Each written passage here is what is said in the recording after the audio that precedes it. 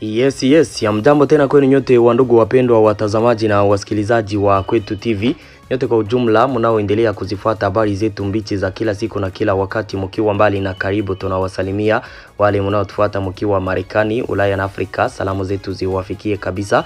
Tunawatakia tena siku njema ya siku ya leo mercredi le 29 Avril 2026 na tunawakaribisha kwa mara nyingine ndani ya habari zetu za siku ya leo.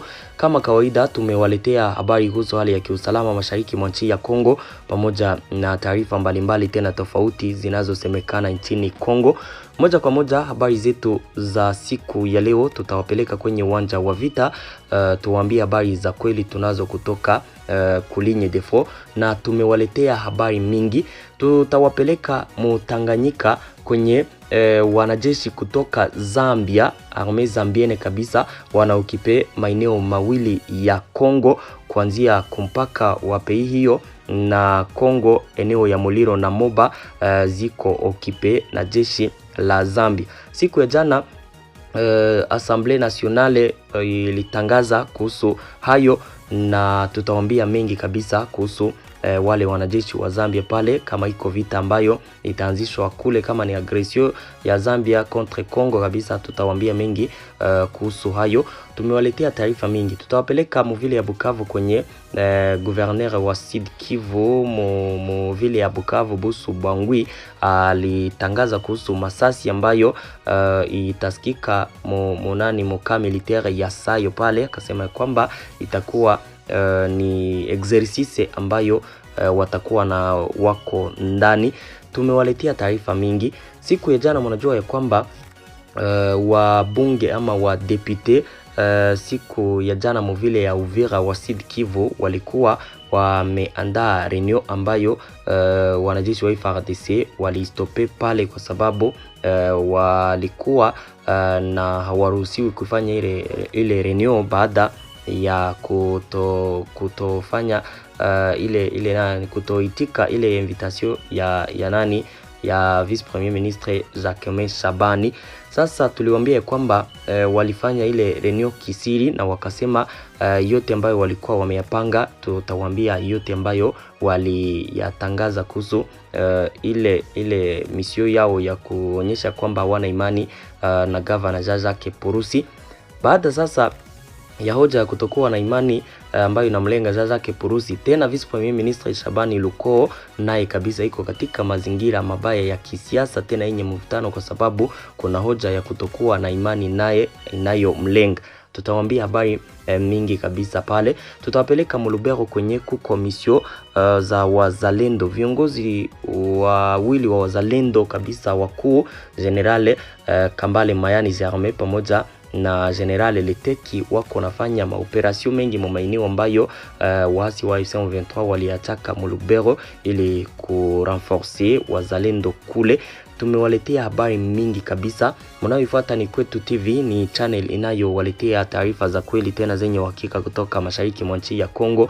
Tunawasihi kusubscribe, yani kujiabone, ili kukuwa naendelea kuzipata taarifa zetu zote kwa wakati.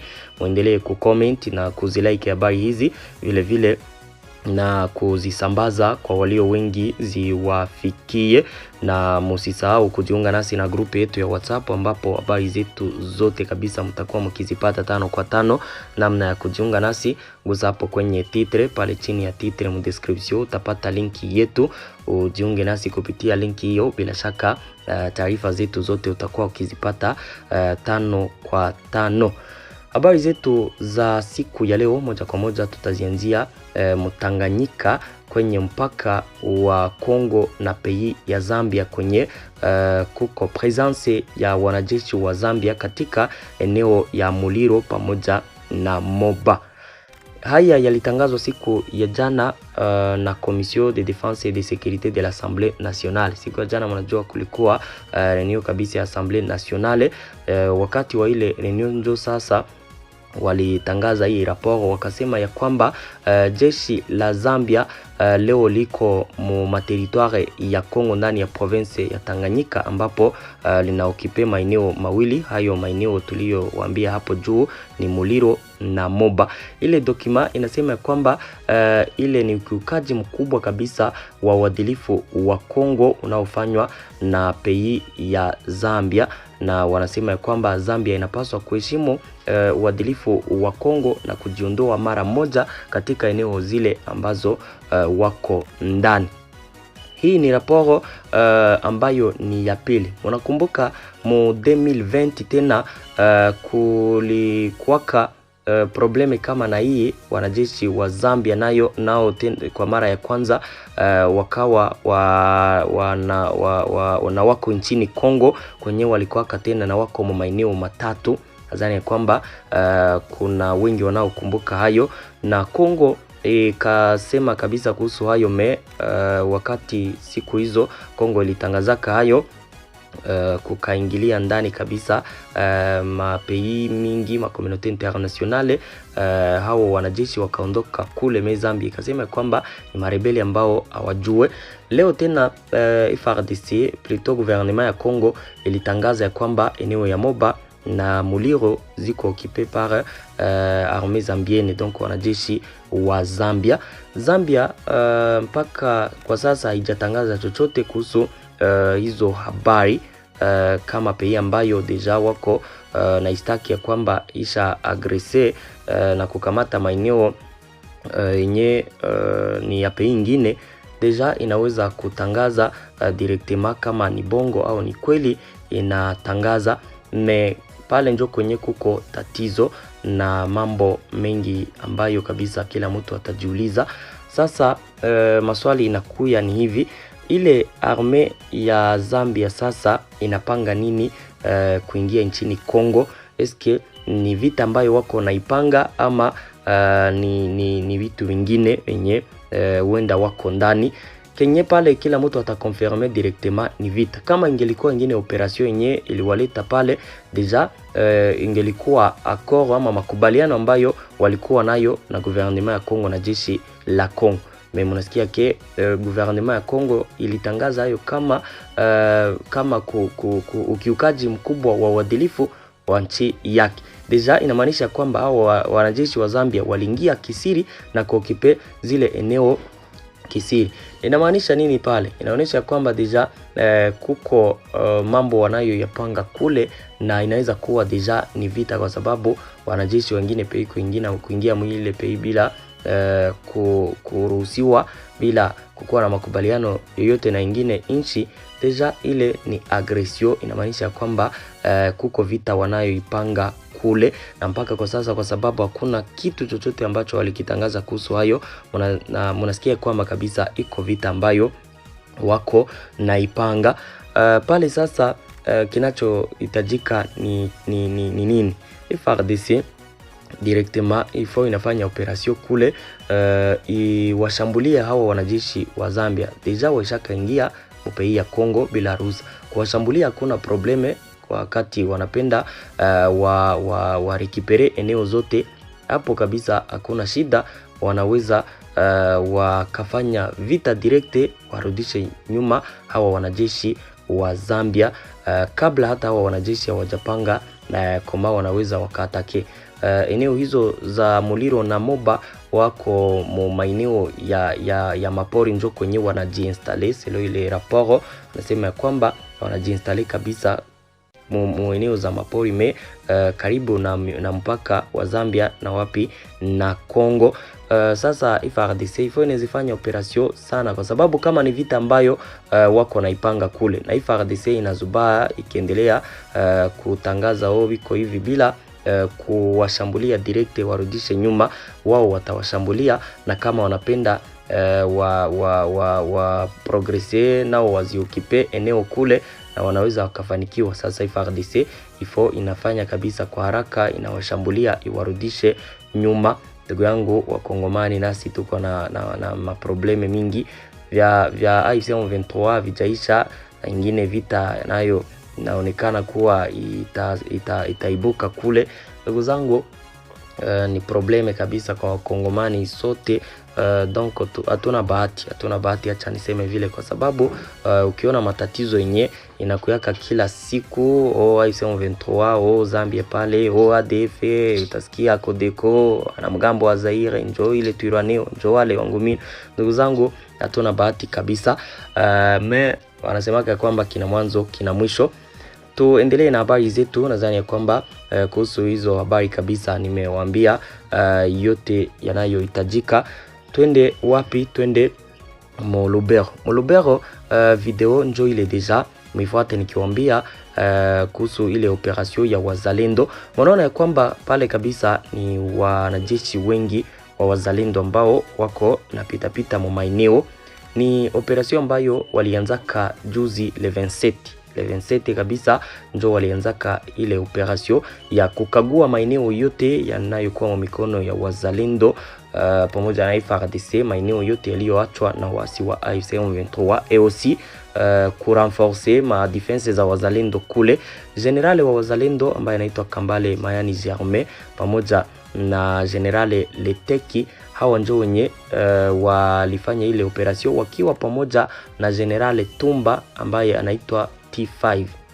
Hawa wa generale watatu wako momisio ya kufanya maoperation mo zone ambazo AFC M23 iliziondoka kandani, wakiwa wako na apuye FARDC kuongezea wanajeshi aussi wazalendo kurenforcer ma defense zao, na pia kufanya marenio na viongozi wa FARDC na wazalendo mkila eneo, mkiwemo eneo za Kipezi, eneo za Matondi.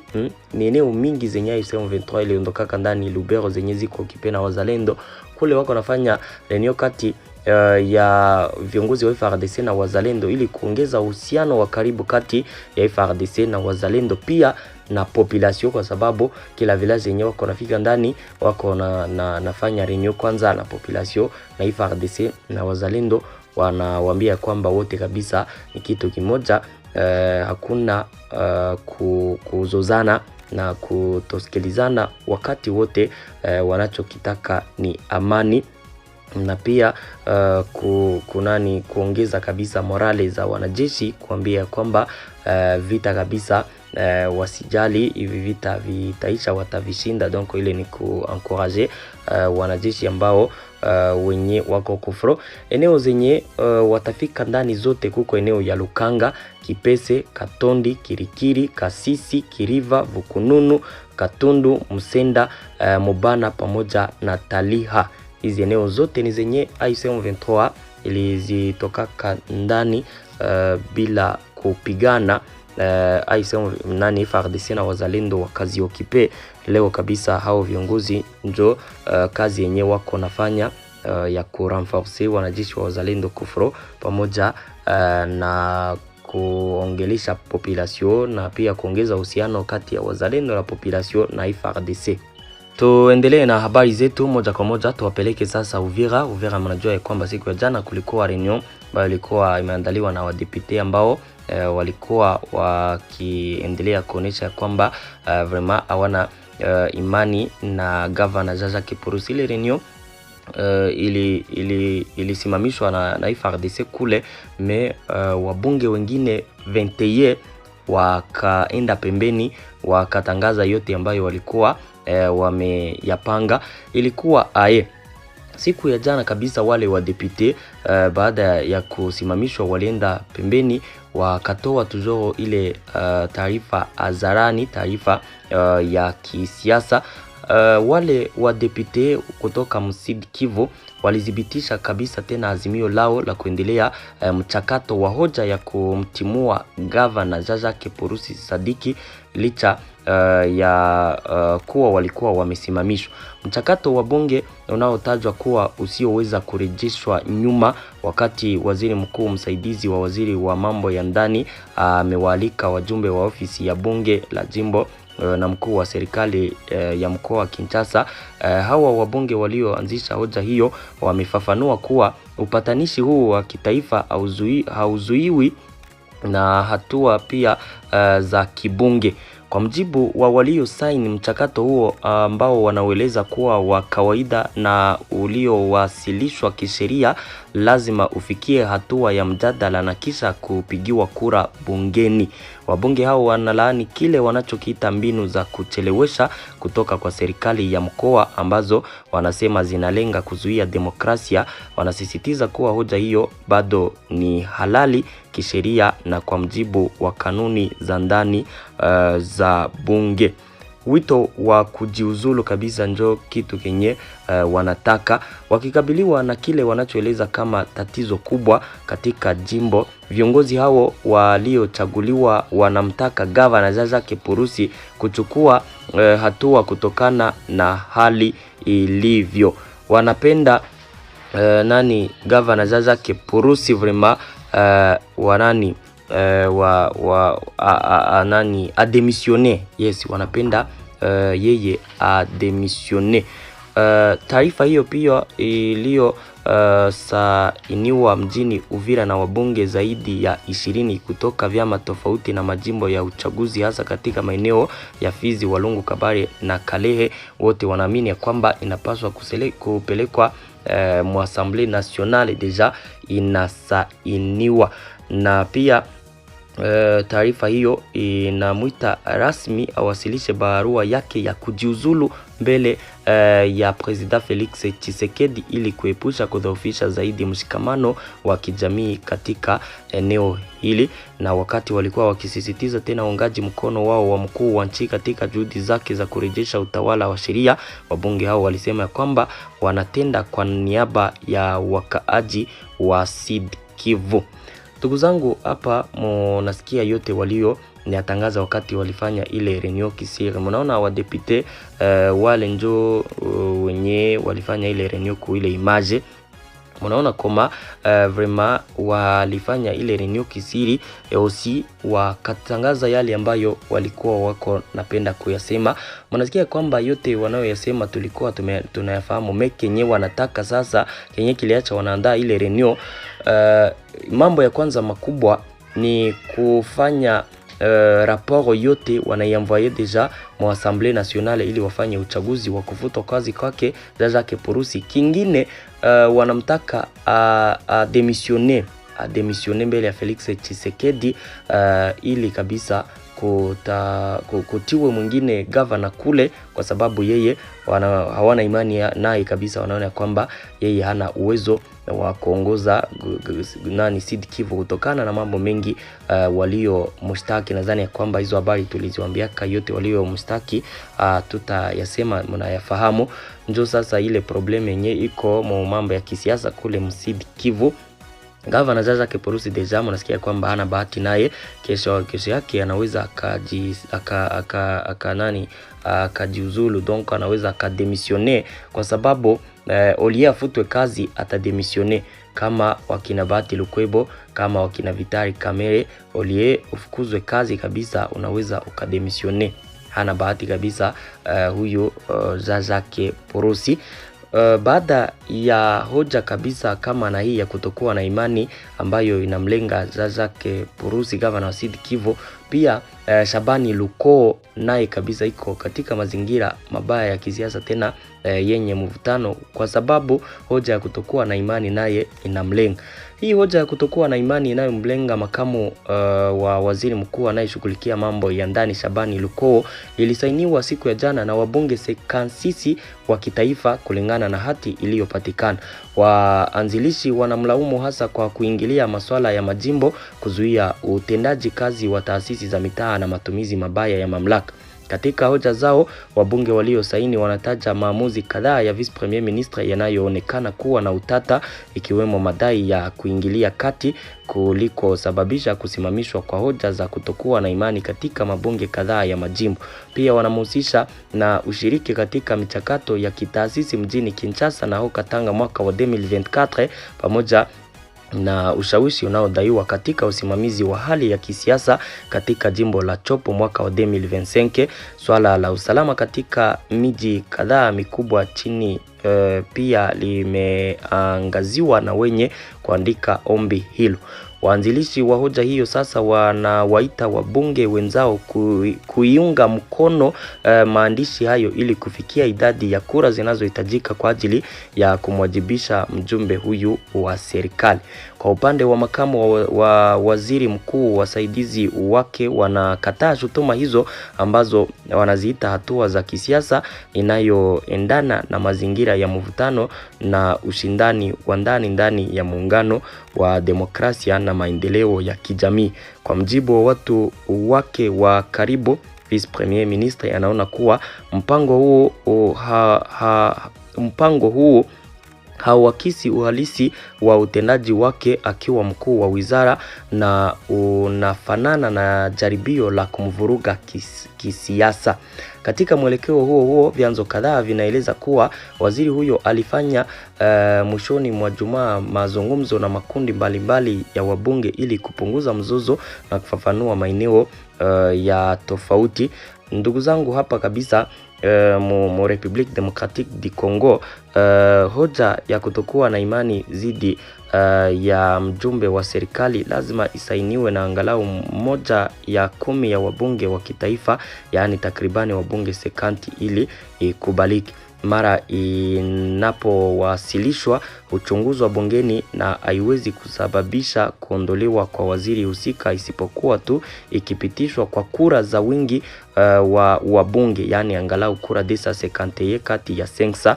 Ikiwa ni kiwango hicho kitafikiwa, mjumbe wa serikali ataendelea na kazi zake licha ya mpango huo wa kibunge. Nadhani kwamba hapa mmefahamu jinsi minakuwaka. Donko wakisha andaa ile raporo ya kutokuwa na imani naye, wanaipatia ka Assemblée Nationale. Wadepute wote wanachagua deja ni 500 depute.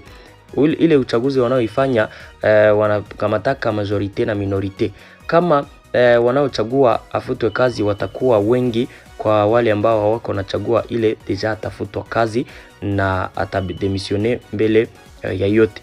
Na ikiwa wale ambao watachagua asifutwe kazi watakuwa wengi kuliko wanaopenda afutwe kazi, atabakia kwenye uongozi wake. Njo vile jinsi na mambo ya Jacques Shabani iko, na pia Jacques Purusi njo vile mambo yake iko. Wote wanapenda ile hoja kutokuwa na imani wasilishwe deja mu Assemblée Nationale, et puis wa député wote wapige kura. Mnasikia kwamba katika mambo ya kisiasa kuko mvutano wa hali ya juu, wakati kabisa pei nayo iko napitia mambo magumu zaidi. Tuendelee na taarifa zetu, tuwapeleke vile ya Bukavu. Vile ya Bukavu, siku ya jana governor wa Sud Kivu yule Jacques Plutôt Busu Bwangwi, pale ni maeneo yanayokaliwa na wasi wa AFC M23, alitangaza kwamba wakaji wa Bukavu watasikia kabisa milio ya masasi na mabombe katika mwingine huo, ambapo alisema kwamba kutakuwa mazoezi ya wanajeshi wa AFC M23 kwenye watakuwa na wako natumikisha silaha nzito na ndogo. Akasema kwamba watakuwa na wako nalipua mabombe ambayo yashakaharibika na pia ya zamani ile muile ama position ya Kansayo pale njo watakuwa na wako nafanyia ile mazoezi. Kaalika wakaji wote wanaoishi Bukavu kutokuwa na probleme wakati watasikia kabisa na mabombe iko nalipuka pale Mukansayo. Alisema kwamba ile operation inalenga kuongeza kabisa ufahamu wa wanajeshi wao katika mambo ya kutumikisha vifaa tofauti mkiwemo maartillerie pia na silaha ndogo. Nadhani kwamba pale kabisa nako taarifa hizo mmezipata. Donc pale Bukavu wakati mtasikia mabombe yakipiga hapa na pale, msiogope, itakuwa ni mazoezi ya AFC M23. Mes frères, merci beaucoup. Asante sana, hizo ndizo habari ambazo nilikuwa nimewaletea. Nawashukuru sana kwa kuwa mnaendelea kuzifuata habari zetu. Kama kawaida, tupatane ndani ya habari zingine zifuatazo za jioni ya leo, tukiwaambia habari za kweli kutoka kwenye defo na maeneo tofauti. Asante sana.